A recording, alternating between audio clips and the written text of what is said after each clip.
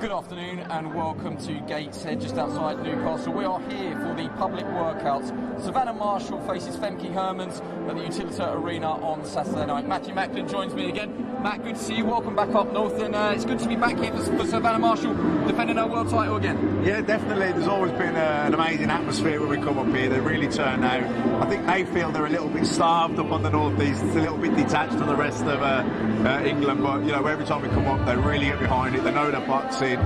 Always been brilliant amateur scene up here, and recently, it's translated into the professional game. And Savannah, she's the trailblazer for women's boxing up here, and she's the biggest probably puncher in women's boxing. And I just feel like she's gone to another level these last few fights, and hopefully she can put on another big performance.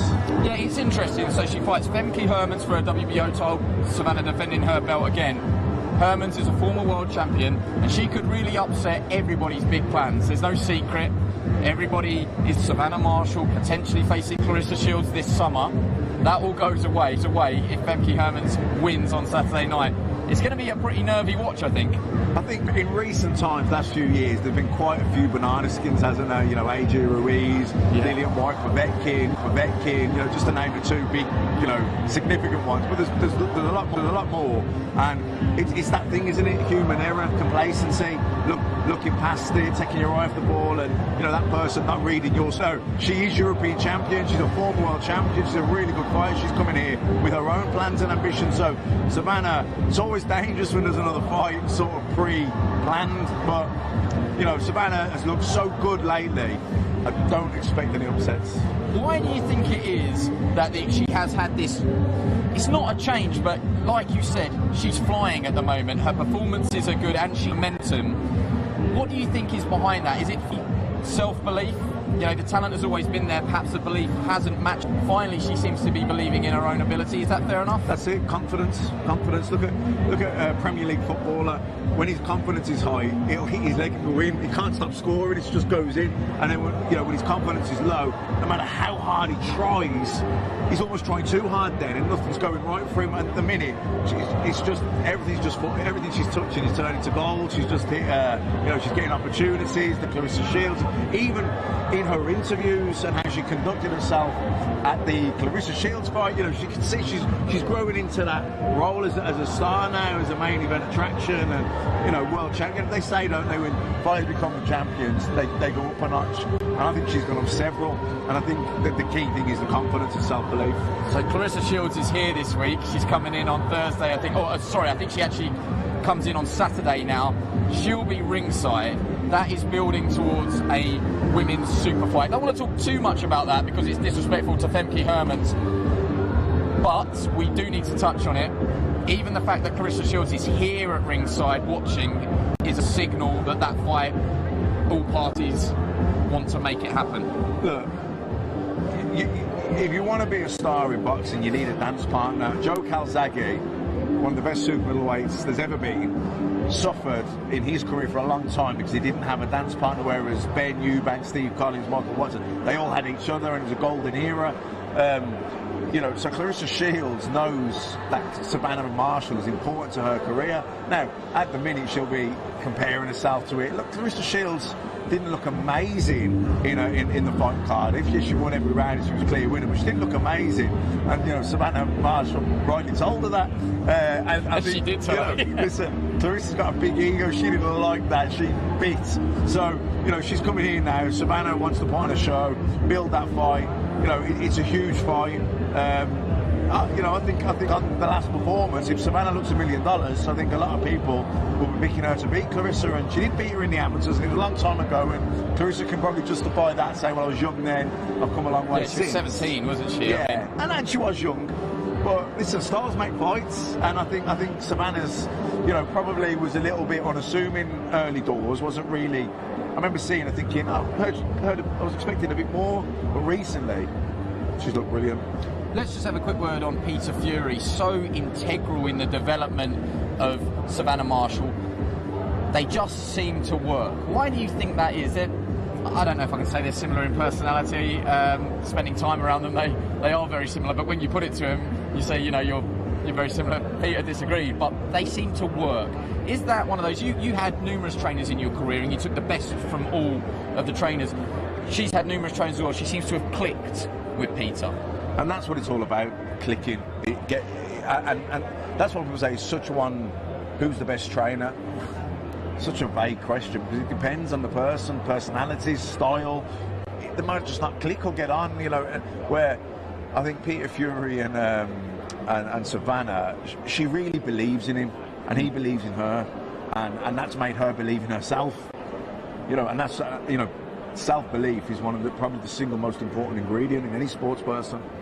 Let's just have a quick word on the chief support as well. I know you're joining us for the media workouts. We're expecting the first workout to get underway any minute from now, and that will be Brad Ray, who's in undercard action on the night. The chief support, Florian Marku against Chris Jenkins. That's a dangerous fight for Marku. It's an interesting fight. We last saw Jenkins against Ndongo, where he performed very well. How do you see that fight, set that one up for us? Another clash of styles and personalities. You know, I think it's a good fight. I think Marku should be a little bit too fresh and mobile, perhaps. But Jenkins is solid. You know, he's been unlucky with injuries in his career. Really has been plagued. Arguably one of Britain's most unluckiest boxers. Your heart goes out to him. So, you know, if it wasn't for bad luck, he'd have no luck. But look, he's coming off a good win. His confidence will be high, and you know, he'll be looking to. You know, I say spring the upset. I don't think Marku's a massive favourite. I think he is, because of the momentum in his career, continuity. I think he is the favourite. Marku brings a little bit of, I don't want to say star quality, but he brings an aura around him. You know when Florian Marku's here, because there's noise, there's arrogance, there's hype. He believes in himself. Personality. He just brings that to the party, but he also brings some pretty ferocious style as well. He can box. We have seen that in flashes, certainly against Prodan. We've also seen that he wants to have a fight as well. How do you think he'll approach it against Jenkins? It might be fair to say, and he might not like me saying it, but there is an argument perhaps that Jenkins has more traditional boxing skills compared to Marku. Yeah, look, he came from like a kickboxing background, didn't he? So you can see that sometimes. Yeah, Muay Thai and mixed martial arts, I think, yeah. But, you know, he doesn't load up, he lets his hands go. I enjoy watching him fight. I think, you know, I've never felt bored ever watching one of his fights. They're quite engaging. He's an engaging character. He does get hit. He throws lots of punches. He's exciting to watch, and he is a personality. He's a character, and boxing's always produced great characters, great personalities, and he sells loads of tickets. There's a buzz when he's in the arena, and you know, Jenkins, if he's not in his game, Jenkins could beat him. Yeah, what's not to like, basically. Yeah. While we're waiting for Brad Ray to get in there, Brad Ray probably, from a boxer promotions point of view, one of their real standout stories. He sort of shot to prominence. He beat Lee Cutler on the bubble shows that we did in lockdown. Massive first round knockout. Jez Smith, one of the fights of the year. You commentated on that. Oh, what a fight to be watching. Craig McCarthy on the Carnbrook undercard almost stole the show with that. He brings some entertainment as well. He's a big lad. He took Johnny Nelson's jive about maybe he's not the biggest puncher to heart. One round knockout has shown him. There's a lot to like about Brad. Well, yeah, and I think he does hit a lot harder than his record suggests. Actually, now he's got in. If you look at his last 3 fights, he's fought better opposition. You know, Cutler and McCarthy, he knocks out in the first round, and I'm pretty sure he had Jed Smith down in the first round. He did with a body shot, yeah. You know, so he hits hard, and even though he's tall and long, he likes to stand and trade a little bit. I like watching him fight. He's like you say, he's probably the breakout fighter of the last sort of 6 months or so. Yep, I make you right. Let's step out the way, Matt, and make your way down here, and we will show you the man that we are talking about. So this is Brad Ray and his trainer, Blaine Eunice. And like Matt said, Brad Ray, 23-year-old from Stretford, arguably one of the breakout stars of this year. He's got a tough fight, Matt, against Lucas Ndafaluma. Now, the eagle-eyed viewers that watch some of the non-TV shows will know Lucas. He beat Craig Cunningham on points on a Steve Wood show. that fight's available on YouTube. You can have a watch of it, and he looks like a real awkward night's work. The Namibian is 36, but from 25 fights, he's got 20 wins, 10 knockouts. And this is an intriguing contest. Yeah, look, where he's at in his career now, you've got to get the matching right. You've got to, you want him, it needs to be, it's got to be a fight that's going to stretch him, that's going to extend him, that's going to have to dig deep, that's going to have to work problems out while he's in there, make adjustments, adapt, all that type of thing. Maybe lose a couple of rounds, come back, but you know, you don't want to get him, when you've got an undefeated kid who's knocking people out and TV are getting behind him, it's exciting, you don't want to get him, you don't want to throw him too deep and lose that unbeaten record when he's moving so nicely. He's 23 years old, nowhere near the finished article, improving every time he's out. I think this is a good match in the right step in the right direction. I think he'll have some hairy moments, some awkward moments, but I think his youth and everything else will get him through it. And if he does blast him out, then that's another statement.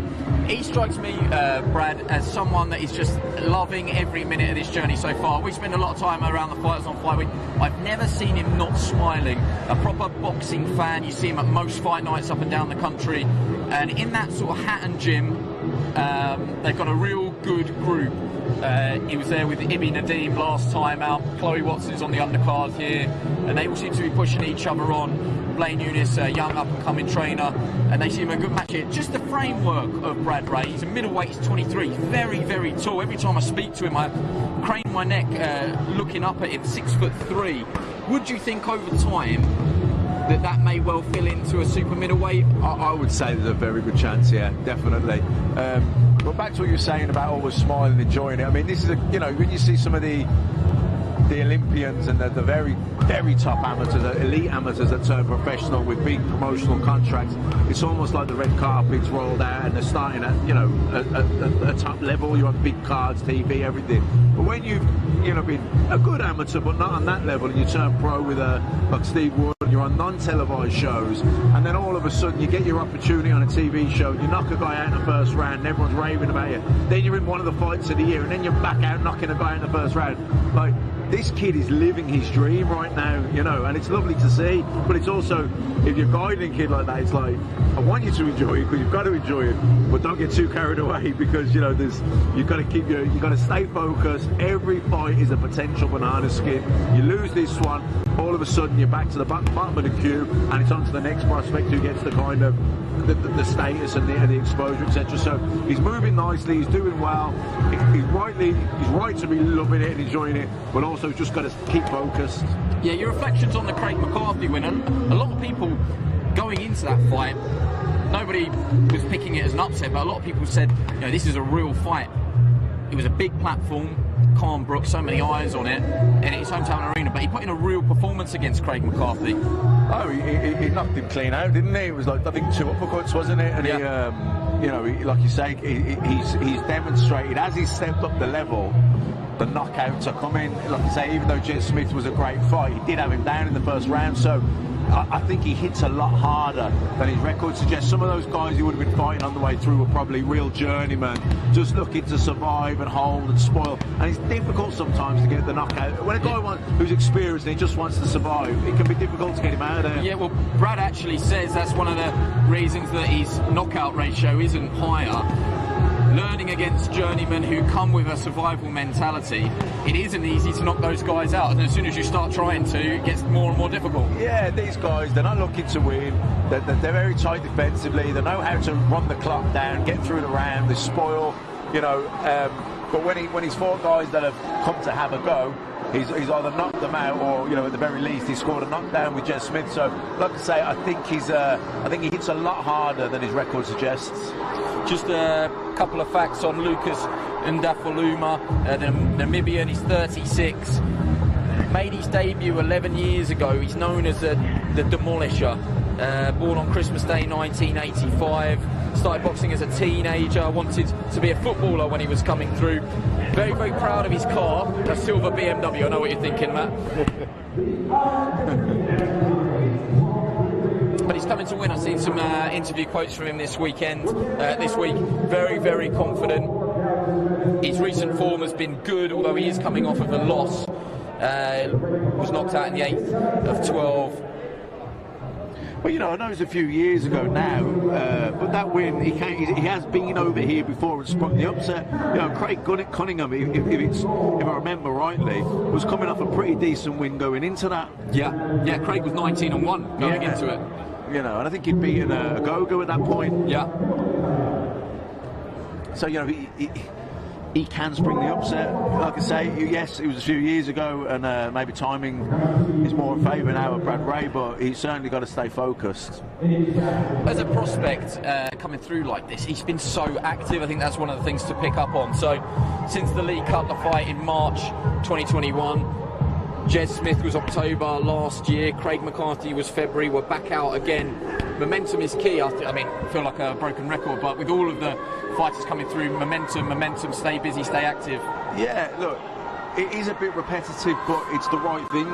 What you're saying is true, and, you know, I think the biggest killer for young fighters these days is inactivity, and I don't know if that's because they want too much money per fight, so then the promoters can't keep them as busy as the one. They'd actually be better off earning half as much, boxing twice as much, so they're still earning the same amount of money over the year, but they're more active. When you're busy and you're sharp, your fitness is good, your weight's good, your sharpness is good, and you know, you produce better performances. Also, from a profile building point of view, you're out more often, people are talking about you more often. He's given promoter Ben Shalom a real headache as well, because you can only keep these guys down on the undercard a certain amount of times. He sort of said in the build-up to the Jez Smith fight, going to steal the show. He did. Said against Craig McCarthy, going to try and steal the show. Okay, can't say that he stole the show, but again, very impressive. He's given Ben Shalom a headache where he can't leave him off the TV portion. He just can't. You know, keep producing these knockout wins. Well, actually, the Jez Smith fight, if I remember correctly, that was on the streaming, that wasn't on the TV part. That's right. And it should have been, because it was fight of the night, and it was performance of the night for Brad Ray. This kid's moving nicely. He's 23 years old. He's undefeated. He's starting to knock people out now. His confidence is growing. People are starting to notice him and talk about him. You know, his short-term goal now should be the British title. He should be looking to close in on that. Seems such an obvious thing, but prospects coming through sitting down on their shots. I say it like a throwaway comment like that, but it is a big thing, the transition from the amateur to the pros. Why? Break that down for us. Why is that? Is that because the amateur, you're at a disadvantage if you sit down on your shots in the amateurs because you can get pickpocketed? Yeah. Look, when you're an amateur, you've got to be light on your feet because you've got to be in and out. You don't want to get caught. It's point scoring. It's over in 3 rounds. It's speed, really, getting the point. So again, you've got to be light on your feet. You know, you don't want to. If you're planting your feet and you're stuck to the canvas, you're not as mobile. You're not as able to get in and out as quickly. But in the pro game, it's slowing down. You don't want to. Obviously, you're preparing yourself eventually. This is an 8-rounder, but you're going to get up to the 12-round fights. Then you can't be just running around the ring in and out because their legs won't be able to withstand it. They'll get tired, they'll get fatigued. So it's about sitting down on your shots. It's more about slipping shots, using head movement, sort of standing in range or just a little bit out of it, so you can miss a shot and get straight back in and land it. So and also you know, when you're trying to over 12-round fight, spar getting a clean knockout where you walk a guy onto a shot or whatever. It's about breaking the guy down. So you've got to actually the way you break the guy down is by hurting them, generating power, softening them up, and that's why the jab can be crucial in a lot of things. Because okay, you might not knock the guy out with a jab, but you know, when you're eating jab after jab after jab, round after round, eventually it takes its toll. He hasn't done 10 rounds yet. He's just talking about the ways that you could move Brad Ray potentially towards a British title. He's done 4, he's done 6, he's done 8, he's gone the 8-round distance once. This is 8 at the weekend. 10 rounds next, and then on to 12s? Yeah, I think so. Maybe the English title. No, I suppose we're all in a rush, aren't we? Always the most impatient, but at this stage, there's nothing wrong with the traditional route. That is actually something we saw with Dan Aziz at the weekend. I think the traditional route's a great route to go, because the timing of it means you're hitting certain stages of your career, certain stages of your development, and you know, he's 10 rounds. then 12. You know, so he should be aiming for the British title, maybe the English title, or an eliminator. Because you could do a couple of eliminators before you get a British title show. You can do an eliminator, then you maybe move towards a final eliminator. By that point, then you know you're ready for that 12-round British title fight. Should just give a shout out to Steve Wood, probably one of the unsung heroes of British boxing, and another success at the weekend with Josh Warrington. Congratulations to Josh becoming a 2-time world champion. But Steve got a track record of bringing through fighters. I think he's unsung to the wider public, but I think people within boxing know just what a job Steve Wood has done with so many good fighters, particularly in that Manchester, Liverpool, Northwest area. Yeah, I promise Steve hasn't slipped me any money there to say that, but got no problem with shouting out Steve Wood. Long may it continue, really bringing on his fighters. Atmosphere building here in Gateshead. Savannah Marshall is in the building. I've seen Florian Marku just rock up in a very expensive looking jacket. The fans are just starting to filter in as well.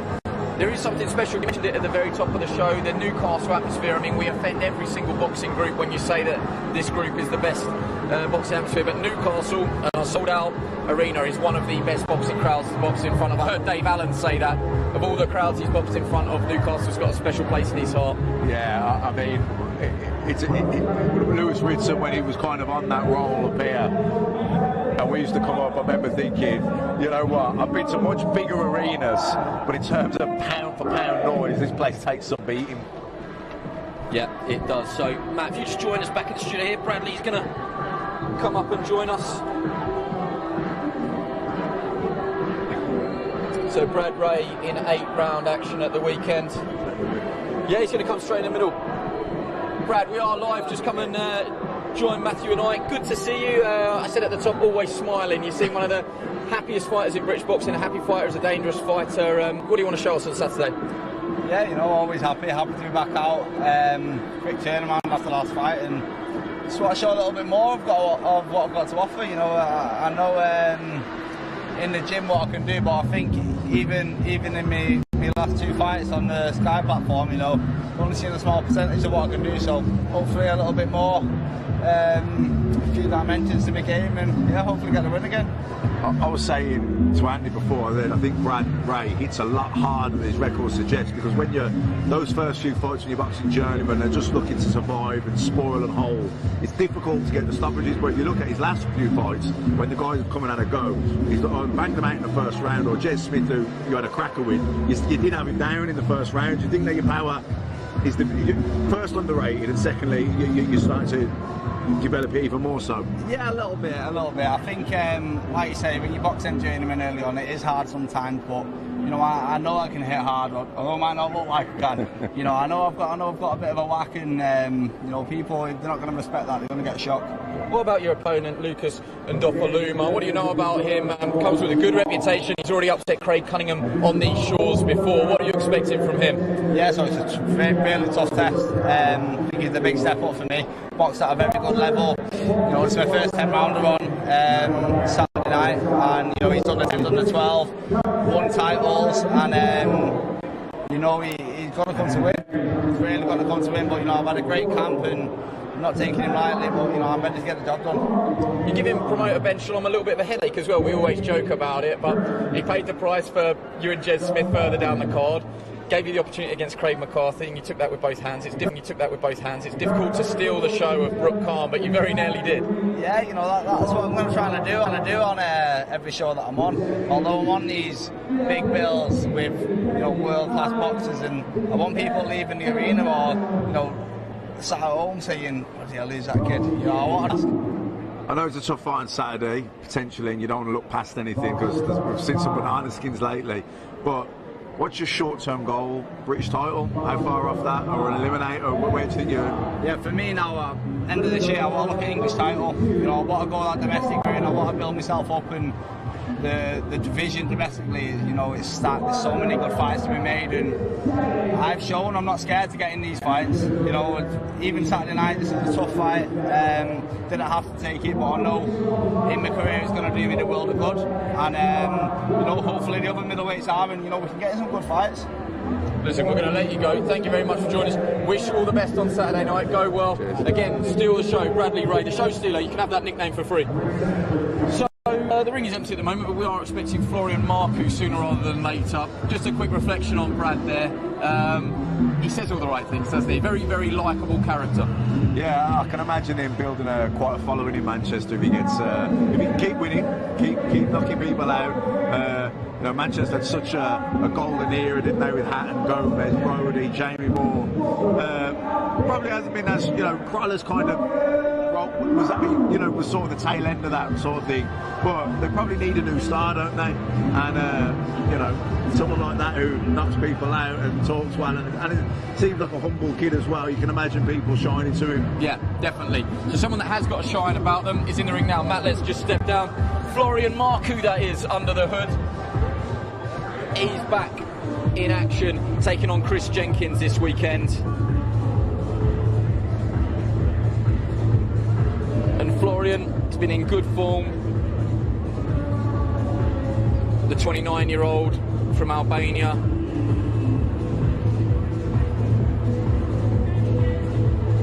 "11 fights, 10 wins, 6 of those have come inside the distance." There is just that one draw, which, taking absolutely nothing away from Jamie Stewart, I think the majority of people at ringside felt that Marku had done enough, and I know how upset he was about having that on his record. It hasn't held him back at all, though. No, I've got to agree with you. I commentated on that fight, and I was shocked when they gave it a draw. I thought he was a clear winner. So yeah, I sympathise with him being upset. But other than that, he's done pretty good every time. Like I said before, I really enjoy watching him fight. I think he's not a warmonger. He boxes off the jab, he switches, but you know, he's not a massive puncher, I don't think, with one punch, but he's cumulative effect, and he throws lots of punches. He's got a nice jab, nice fluid rhythm to him. It's easy on the eye to watch him fight. Yeah, this at welterweight, which is a division that is so interesting domestically and worldwide, and at that fringe world level as well. That's the bit that I'm enjoying at the moment. These guys that are edging towards world title fights. I'm thinking of the Conor Benns. He's got Chris Van Heerden coming up. It's so interesting how these guys are being manoeuvred towards world title level. Michael Mackinson was one that didn't get his chance against Virgil Ortiz at fringe world level, another contender. But I know that Chris Congo, who fought on Saturday, we're going to be showing highlights of that this week. He's coming up to cause a little bit of a ruckus, I presume. He wants to get in there with Florian Marku. The thing about Florian Marku is everybody wants to fight him. Yeah, because he's got a bit of profile, hasn't he? Because he's such a good talker, and he sells so many tickets. And he's a character, he's a personality. So people want to try and nick his profile by beating him, and they probably look at him and think he's beatable, which he is, you know, at this level, I guess. But he's, you know, you mentioned the welterweight division there, and it's just always been, if not the glamour division, certainly one of them in boxing, way back from Sugar Ray Robinson, Sugar Ray Leonard, Tommy Hearns, and all the way up along. It's just been just a great division. I mean, that delivers so many great fighters. So there is a change in the corner with this one. I'm getting a thumbs up from Grant Smith, Dalton Smith's father. Talk about prospects, Dalton Smith, I mean, just a phenomenal prospect, got a win against Ray Moylett at the weekend. Grant, another one of Britain's up-and-coming trainers. I don't want to say unsung because Sonny Edwards does a lot of singing for him, but they're coming off as a gym, they're coming off great wins, and there's that, I'm doing all the boxing cliches today, success breeds success, iron sharpens iron, there you go, Matt, yeah. Keep them coming.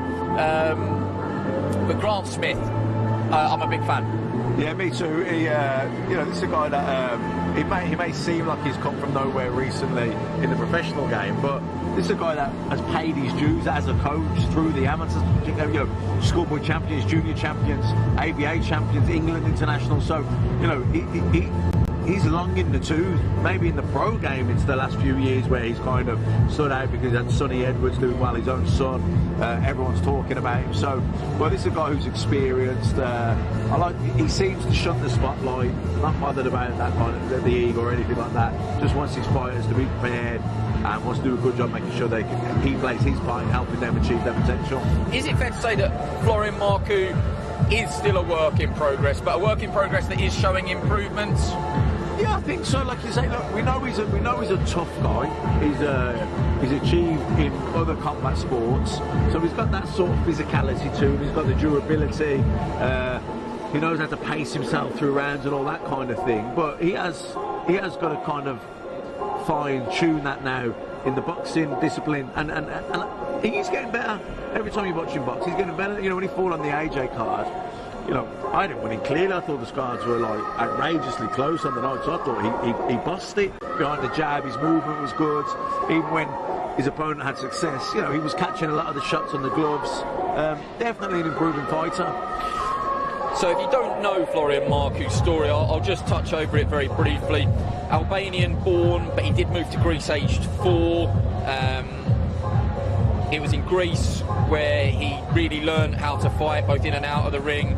He's well schooled in various fighting disciplines. He won WKU kickboxing gold. He has a huge fan base. He's boxed all over Europe. Eventually settling here on Steve Goodwin shows at your call. If you've been to any of those cards, you will have seen just unbelievable ticket sales, unbelievable atmosphere. He's boxed at the O2, on some boxer undercards. He's boxed on all the major networks, and every time he has, he's impressed with pretty brutal knockouts. His big test to date, outside of the Prodan fight you just spoke of, was Ryland Charlton. Ryland, we were very familiar with. We know exactly what he's like, and Florian did a real job on him. That's probably the benchmark. I think that we judge everything off a real test at the time, but he made it look relatively easy. Yeah, that didn't surprise me though, because even though Ryan Charlton had good record, he was big, physical and strong and could punch, he was a bit slow, a bit robotic, a bit predictable. And you look at a guy like Florian who's relaxed and doesn't load up and just puts his shots together, you can see he's going to beat him to the punch all night long, and that's what happened. We're not going to see Chris Jenkins today. He's on his way up with Gary Lockett, as Matt alluded to at the top of our show. Probably one of Britain's most unluckiest boxers. He's had injuries, he's taken fights on relatively short notice because he didn't have any other option. But he's a very dangerous operator, and one that, if he turns it on Saturday, this isn't an easy fight for Florian. No, I think if you look at, like I say, people like Ryan Charlton and, it looked like he was a test, but really he hadn't beaten anyone. And stylistically, I thought he was made for Florian, where you've got Chris Jenkins, a solid British level fighter. Florian, we are live. Just come and join us live on Sky Sports. Great to see you. You're always smiling. Just how excited are you to get in there on Saturday? Oh, I'm really happy. I have worked really hard. I'm based now in Sheffield. I'm training there. I changed all my camp, my training camp, new trainer, new team, and I'm really happy. What is the thought process behind the change in training team, and what differences has Grant Smith been able to make? I think to be more stable on my punches, not moving around, not jumping around, throw more power punches, and I think more calm. Not so much pressure and not thinking, You will see the difference on Saturday night. What are you expecting from Chris Jenkins? We know Chris, quality operator, very well schooled boxer. He's boxed at very well at British level. What are you expecting from him? What challenges are you expecting from him? I respect Chris Jenkins. He had a good record, good name for the UK public. He had some good fights. Many people try to avoid him. When he was, he had the British title. He had a good fight with Julius Indongo. But I'm not like Julius Indongo. I will show that Saturday night, and I think Chris Jenkins is the fight that will show to the UK public to put respect on my name, and I will show them how good I am. Matt, what have you made of Florian's progress? No, but, it's interesting to say that he's working on maybe not moving as much, because I like his movement. I think his peripheral movement around the ring, his lateral movement, very relaxed style, puts his shots together.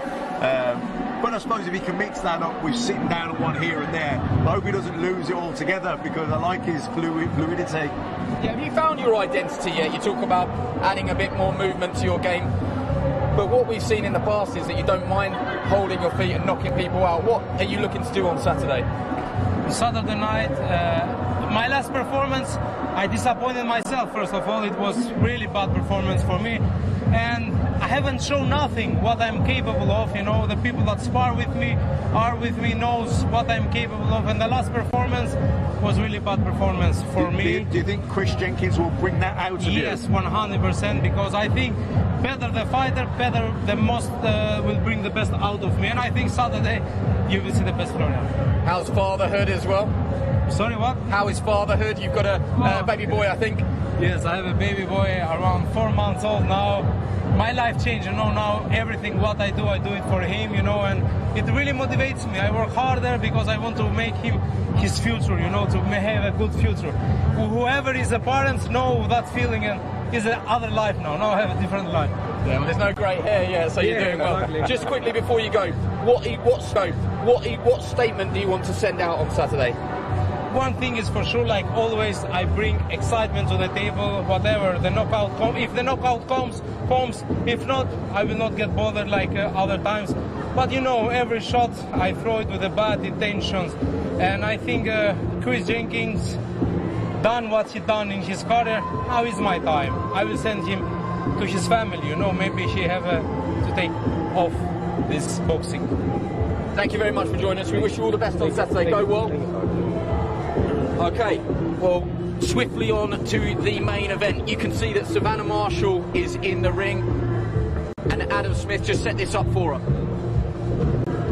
Yep, Savannah Marshall defending her WBO middleweight title, and hoping, obviously, Andy, for the unification against Claressa Shields, one of the biggest fights in world boxing this summer. But she's got to deal with a very tough challenger in Femke Hermans, former world super middleweight champion, current European middleweight holder, and she's been in with Claressa. This is a potential banana skin here for Savannah, but Marshall is punching so hard now. 9 knockouts in her 11 wins, and I really thought, Andy, last time she was on display in her beloved Northeast in October, there was a feeling there that night that she was almost elevated into proper boxing stardom, and I think she likes it. I think she's obviously matured a lot under Peter Fury. You know, she's gone from the very quiet, shy young woman that we knew at Sky back in the days of scholarship program there. Would you almost say she's unrecognisable now Yeah. to that young lady that was coming through? I think she's still Savannah. You know, I've always found her, and I know her very well, Andy, obviously, and I've always found her very engaging, and she's quiet, but, you know, the Silent Assassin nickname is for a reason. But she's always been funny. She's always had a great sort of self-awareness, but I think it's about confidence, it's about maturing, it's about believing in yourself. When she was an amateur, she used to either win tournaments or she used to fall at the first hurdle, and we had to try and sort of get her over that. The psychology side was important, but I think Peter Fury, I can't stress enough what Peter has done for Savannah. I think he's not just a trainer, but he's a mentor, he's like a father figure to her, and I think she trusts him implicitly when she goes back to get instructions in the corner. And I think, you know, being alongside Hughie Fury and other great fighters, that she's really blossomed.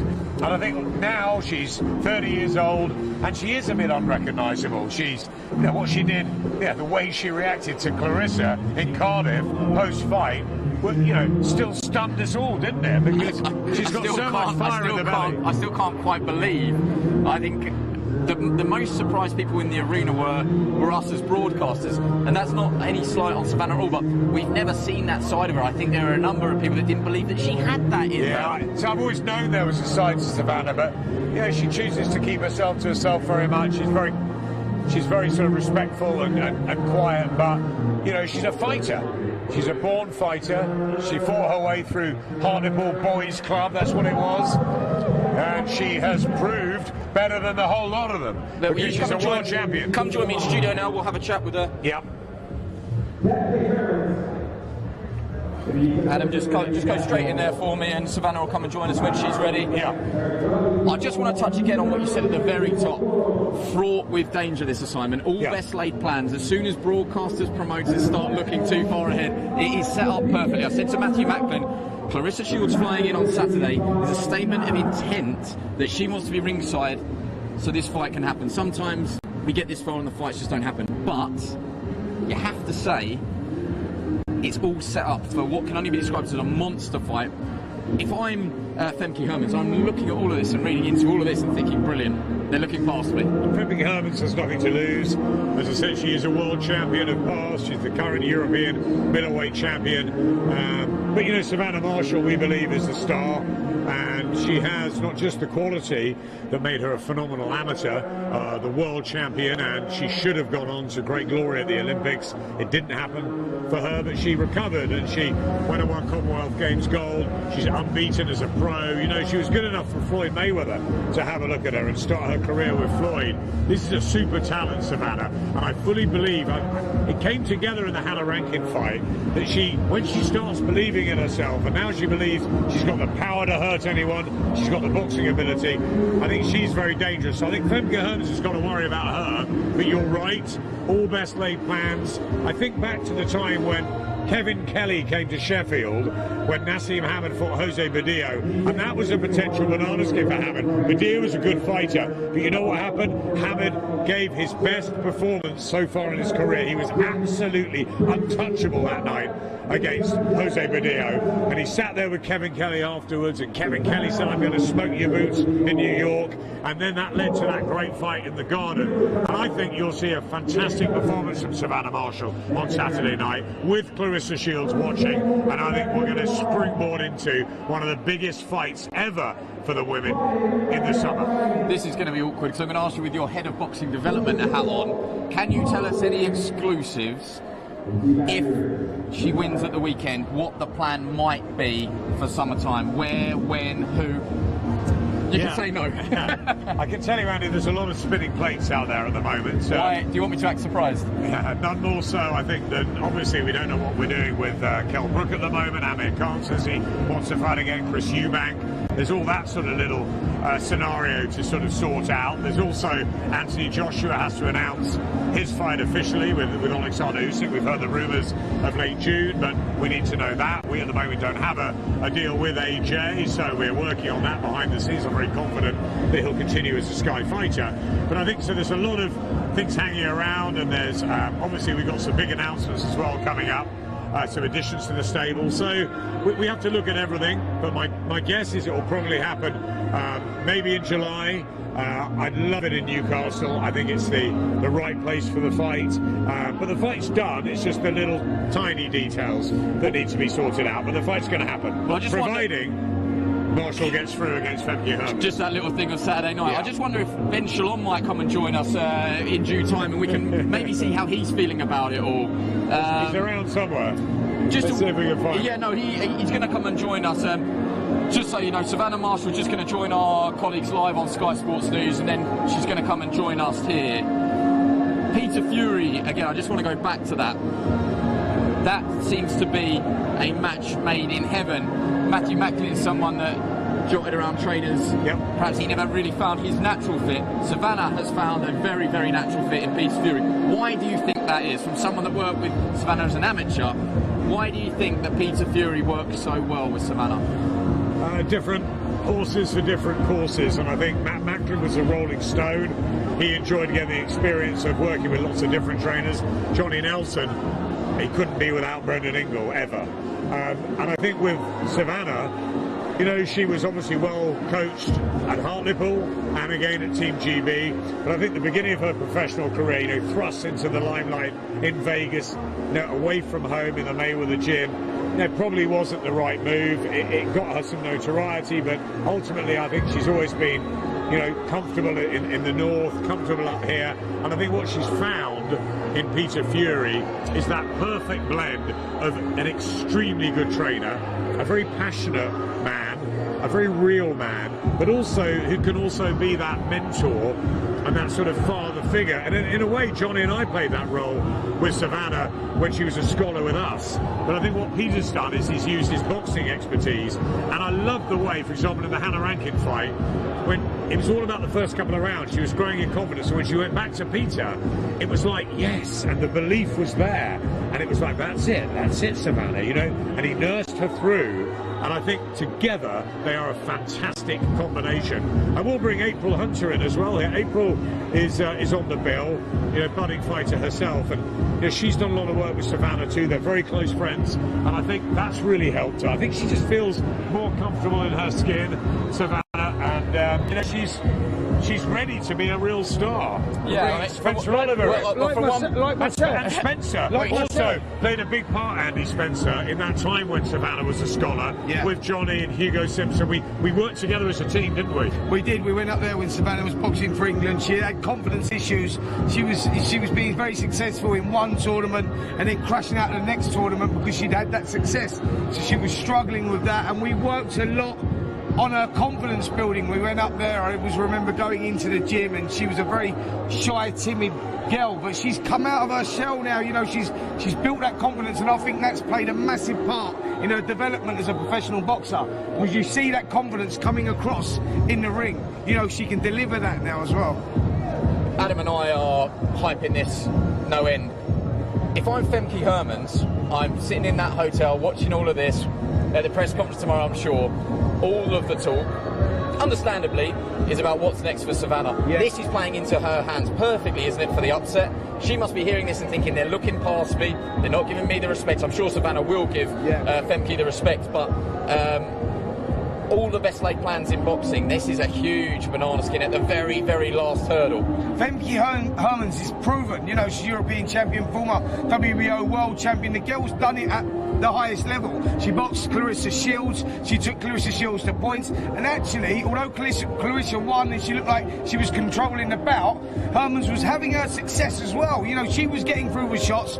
So this is on the flip side for Savannah. It's a great chance to make a statement, to go out there and do what Clarissa never done. But for Hermans, you know, she's going to see this as a huge opportunity, no pressure on her shoulders, and the girl can fight. She is tough, and she will bring it. Question to both of you then. Will it bother Savannah in the slightest that Clarissa's sitting ringside?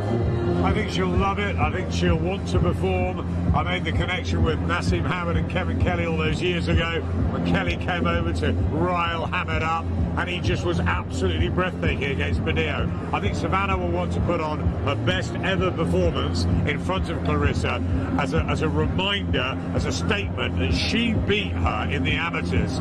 You know, come over here and you're going to get beaten again. That's what's going to be in Savannah's mind. She's so confident that she will beat Clarissa Shields in the professional ring. She always has been. She's always told me that. And I think she'll want to put on a really, really big performance. But you're right. If Femke Hermans is sitting there back there and watching all this and thinking they're all talking about Clarissa, what has she got to lose? Absolutely. And she's quality. You listen, Clarissa Shields come over here. She boxed over here to build this fight against Emma Kozin, you know, and she put on a great performance. But you saw how Savannah acted after that fight.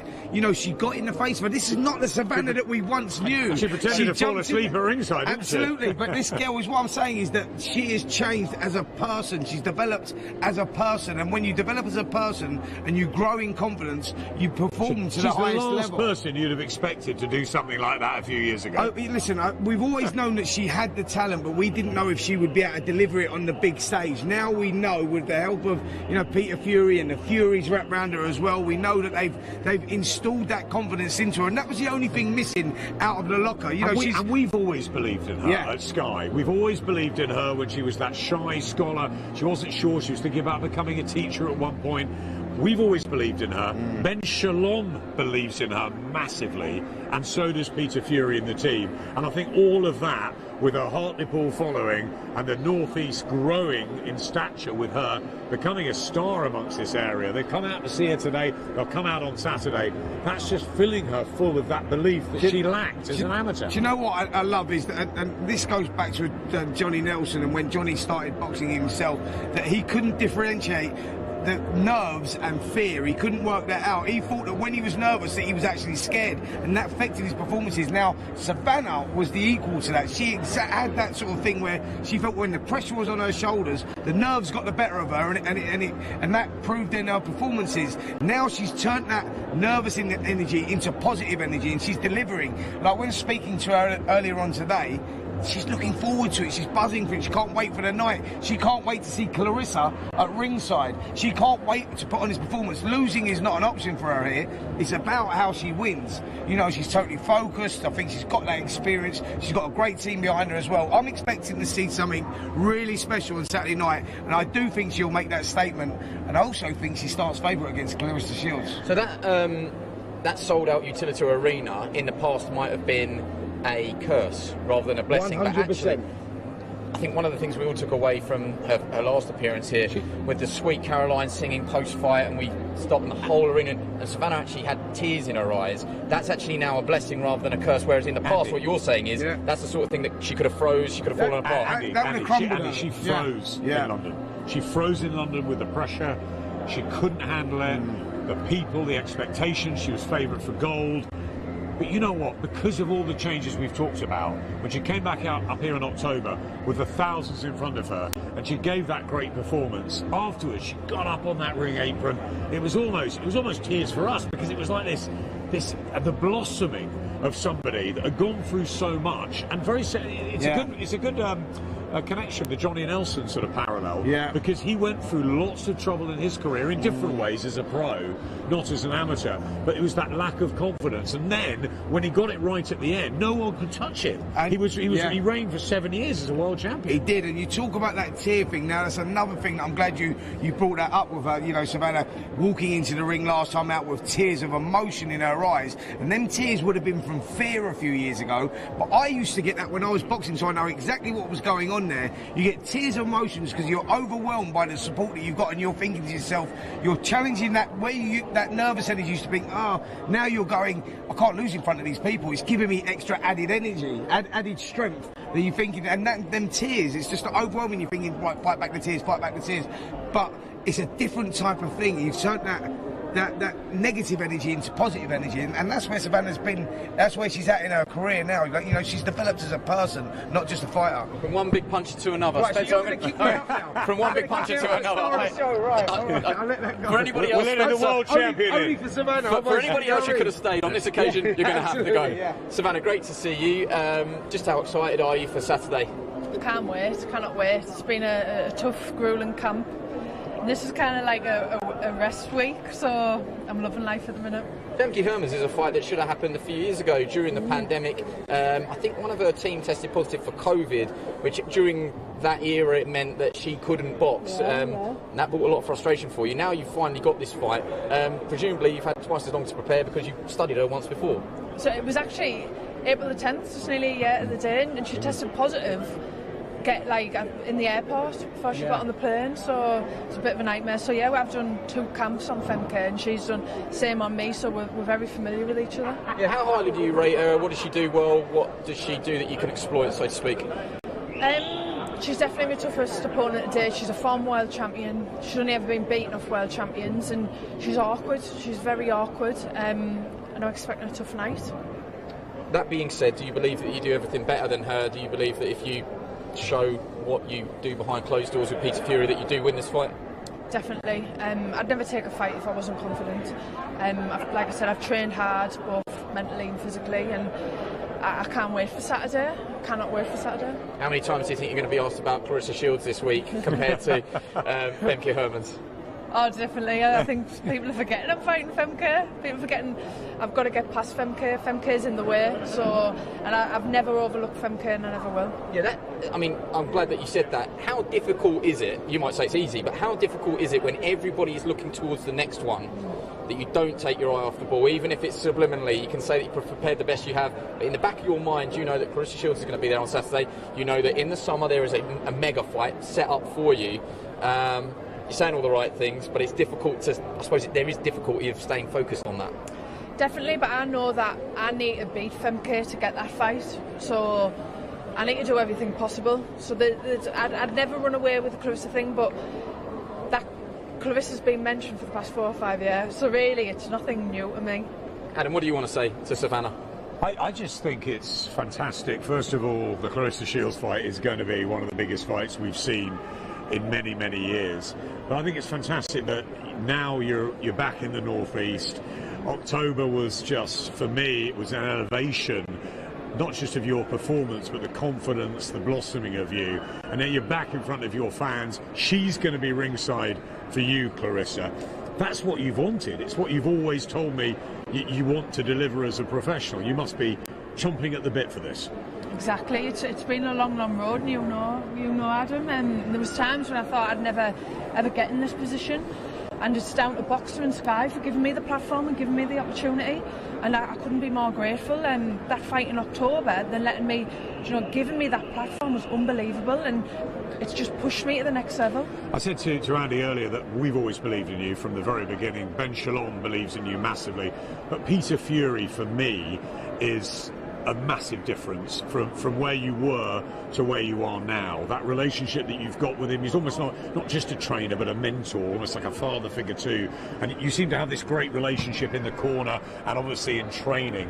Has that been a massive key to the success now? Oh, definitely. I believe I've been with Peter since I turned pro, so 5 years now, and I wouldn't be the fighter I am today without Peter. And the thing is as well, he doesn't really say a lot, and I don't really say a lot, so... Apart from when you're together, then you can't get a word in edgeways. You said a fair bit in Cardiff.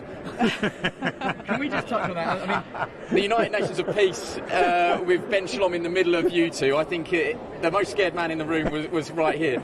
A lot of people didn't know that you had that in you, that verbal... What can I call it? Verbal onslaught between the two of you. What was that like? I mean, how much of that was pre-planned? I mean, some people say it was staged. It was very, very real from standing in the middle of it. How do you reflect on that? It was just one of them things. I think, obviously, all week she'd been slandering me, saying stuff and on social media and the press conference. And then when we come face to face, she wanted a fist pump and a hug. And I thought, hang on a minute, it doesn't work like that, Clarissa. And you can only put the dragon so many times.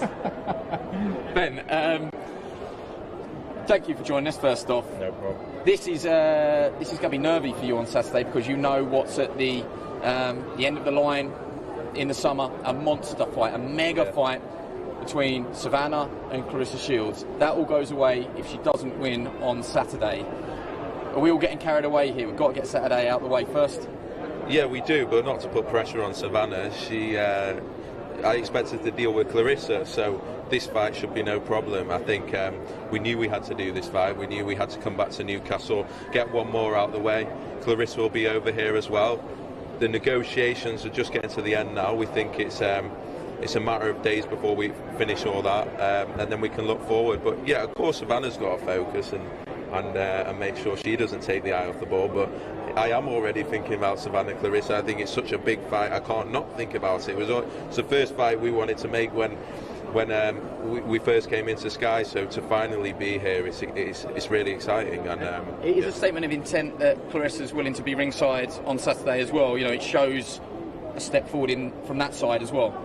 Yeah, 100%. It's a fight they both won. Obviously, you need great rivals. You can be great fighters, but you have to have the rivals. And women's boxing has probably always struggled a little bit with that as it grows as a sport in its own right. And now we're starting to see more rivals in more weight divisions, but particularly this one. I think this is the first, I've said before, it's the first fight in women's boxing where there's genuine history, genuine rivalry, genuine sort of dislike between them both, and that's what makes this one so exciting. And it's for all the belts. Yes. It's just a great story, isn't it? It's fantastic that they have that rivalry from the amateurs, that they're such different characters.